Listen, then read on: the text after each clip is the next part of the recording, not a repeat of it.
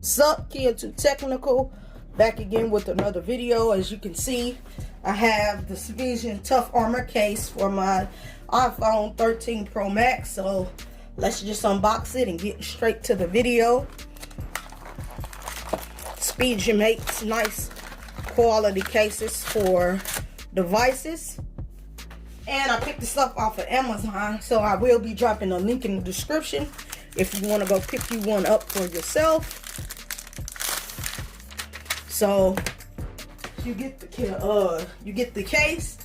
Like I said in my other video, you get the phone protection. So if your device falls, if your phone falls while it's in the case, it's not scraping or scratching up the phone, because you have this nice phone protection. So on this one, you get your power button, you get your cutouts at the bottom. On this side, you get your volume up and down button and your alert slider.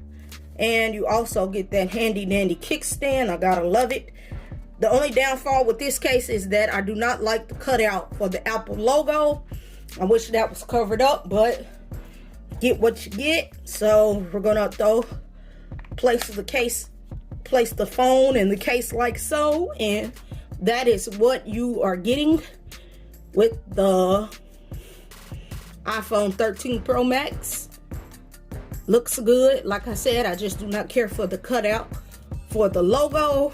You get your stand, you get your kickstand, so if you want to watch a movie or while you're watching something on YouTube, you can do that.